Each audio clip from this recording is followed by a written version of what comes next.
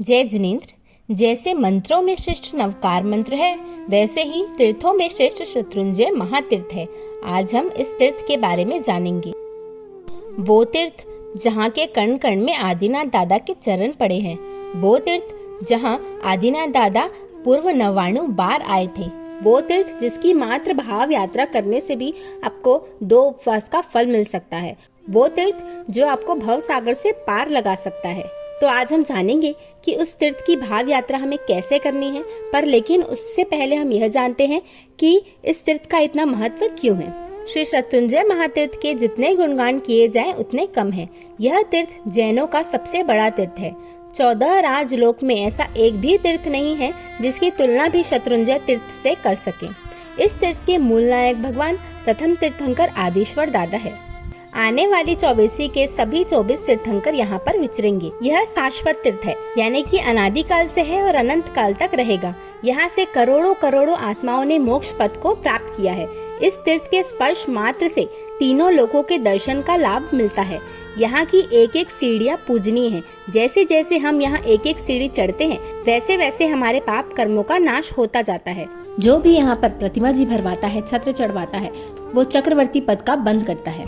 जो भी भव्य आत्मा इस तीर्थ में छठ यानी कि बेले की तपस्या करके 7 यात्रा करे, वो तीसरे भाव में मोक्ष को पाता है। शत्रुंजय तीर्थ को वंदना करने से जहाँ जहाँ केवल ज्ञानियों साधुओं का निर्वाण हुआ है, उन सबको वंदन करने का लाभ मिलता है। इस तीर्थ के 108 नाम हैं, जैसे कि पालिताना, शत्रुंजय, सिद्धाचल, विमलाचल आदि।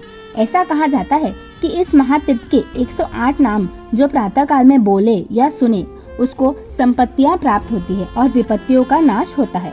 हम अनेक तीर्थों में वंदना करें, उनकी वंदना करने से जो फल हमें मिलता है, उससे कई गुना ज्यादा फल हमें मात्र शत्रुंजय गिरिराज पे वंदना पूजा करने से मिलता है। यहाँ रायन वृक्ष है। इस वृक्ष के नीचे आदिनाथ दादा ध्यान करते थे। इस वृक्ष के नीचे प्रभु का समोसरण लगा था। रायन वृक्ष के कण कण में देवी देवताओं का वास है। महाविदय क्षेत्र के लोग भरत क्षेत्र के लोगों को सौभाग्यशाली मानते हैं कि ऐसा शाश्वत तीर्थ हमें प्राप्त हुआ है। तो हमें इस तीर्थ की यात्रा बार बार करनी चाहिए, पर संसार में रहने के कारण यह पॉसिबल नहीं है। इसलिए ज्ञानी भगवंतों ने हमें भाव यात्रा का मार्ग बताया है। घर बैठे बैठे यदि हम शुभ भावों से इस तीर्थ की भाव यात्रा करें, तो हमें 2 उपवास का फल मिलता है। और यदि प्रतिदिन हम भाव यात्रा करें, तो जैसे जैसे हम भाव यात्रा में आगे बढ़ते जाते हैं, तो हमारा अनंत गुना पुण्य का उपार्जन तो होगा ही, और साथ साथ तप, संयम, सद्गुण, इन सब में भी वृद्धि होती है और हम मोक्ष मार्ग की तरफ अग्रसर होते हैं। ज्ञानी भगवंतों ने तो यह भी कहा है कि जो व्यक्ति अपने जीवन काल में हर दिन शुभ भावों से इस तीर्थ के भाव यात्रा करता है, वो निकटतम भवों में मोक्ष पद को पाता है। ऐसा भव्य तीर्थ हमें प्राप्त हुआ है, तो बार बार यात्रा करना तो संभव नहीं है, पर लेकिन भाव यात्रा करके भी हम अनंत गुना पुण्य का उपार्जन कर सकते हैं। तो अब भाव यात्रा कैसे करनी?